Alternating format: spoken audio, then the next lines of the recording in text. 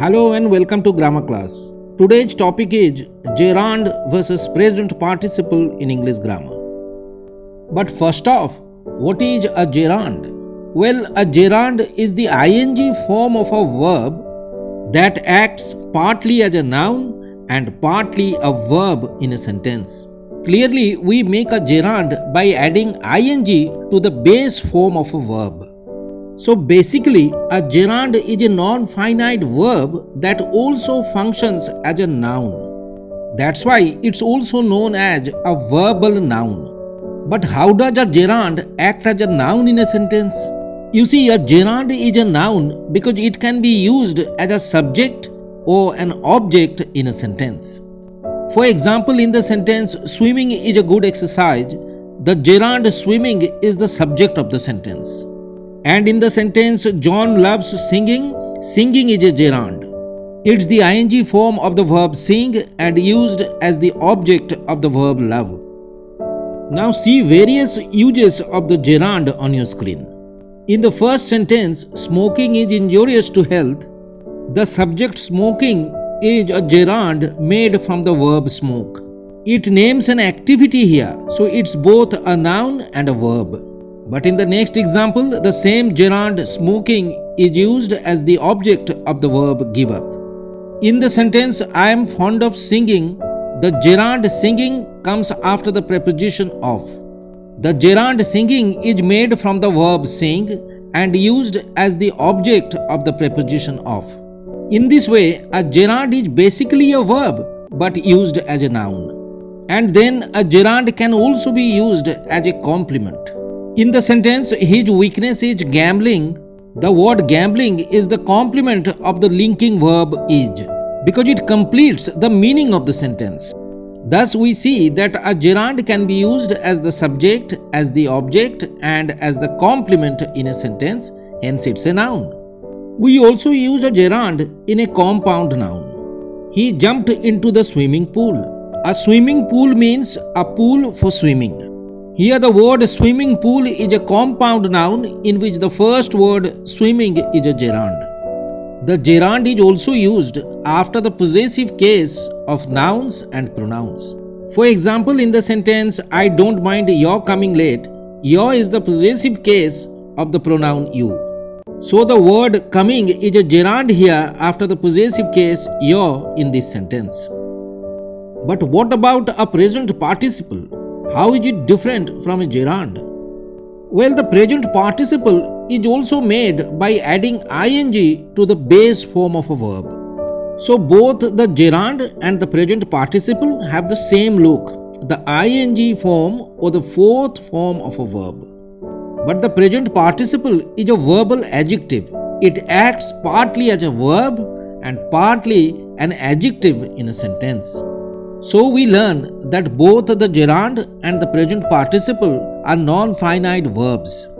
But while the gerund is a verbal noun, the participle is a verbal adjective. Now see the sentence, she loves her dancing doll. Now see, here the word dancing is made by adding ing to the verb dance. So it's basically a verb, but it describes the noun doll here. Thus we see that the word dancing is used as an adjective here, and so here it's a present participle. In the next example, the word hearing is also a present participle. Why? Because it relates to or modifies the noun news. Now let's study the various uses of the present participle. You see, unlike the gerund, the present participle cannot be used as the subject or the object or the complement in a sentence. But remember, the present participle is always used in all continuous or progressive tenses. For example, in the sentence, he is running fast, the present participle running is used in the present continuous tense. In the next example, we have the past continuous tense was waiting, in which waiting is the present participle. It has been raining since 5 p.m. Here, has been raining is the present perfect continuous tense in which raining is the present participle. You see, the present participle can be used both attributively and predicatively. Attributively means before a noun to modify it. For example, in the sentence, I saw a shooting star, the present participle shooting comes before the noun star to modify or qualify it. In the next sentence, he hopped into a running train. The present participle running is placed before the noun train to modify it. In this way, shooting and running are used attributively in these sentences. On the other hand, predicatively means after the noun or pronoun to modify it. He kept his guest waiting. Here, waiting is a present participle used after the noun guest to modify it. And then, I don't want to see you crying. In this sentence, crying is a present participle coming after the pronoun you to qualify it. Look at the last example now. The nurse was very caring. Here, the present participle caring comes at the end of the sentence to modify the subject noun nurse. In this way, we see that the present participles waiting, crying and caring come after the respective nouns that they qualify. Hence, they are used predicatively here. We use participle phrases for synthesis of sentences, that is, for transforming a compound or complex sentence into a simple sentence. And a participle phrase may contain a present participle at the beginning. For example, returning home, he took a shower.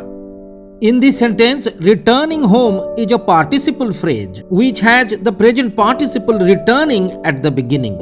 In the next example, hearing the commotion is the participle phrase modifying the subject noun Tom, and hearing is the present participle used at the beginning. Well, the present participle is also used in absolute phrases for synthesis of sentences. But then, what is an absolute phrase? In short, an absolute phrase is a noun phrase used at the start of a sentence to modify the whole sentence. Remember, an absolute phrase is made up of a noun and thereafter a participle, most commonly a present participle. Now see some examples on your screen. The gate being locked, they decided to return. In this sentence, the gate being locked is the absolute phrase in which being is the present participle. In the next example, God willing is the absolute phrase in which willing is the present participle after the noun God. In the third sentence, the game being over is the absolute phrase in which being is the present participle. And in the last example, the absolute phrase weather permitting consists of the noun weather and the present participle permitting. In all these examples, we notice that the absolute phrases are modifying their respective sentences. Now in the last segment, I am going to show you the difference between the gerund and the present participle through the examples of the same words. Remember, gerunds are used in compound nouns, while present participles are used as adjectives. For example, a walking stick means a stick for walking. Here the word walking is not describing the noun stick, so it's not a present participle, it's a gerund in the compound noun walking stick.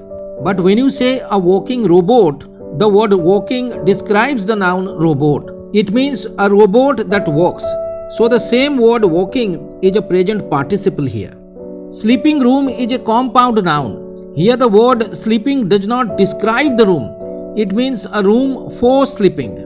So in this compound noun, sleeping is a gerund and not a present participle.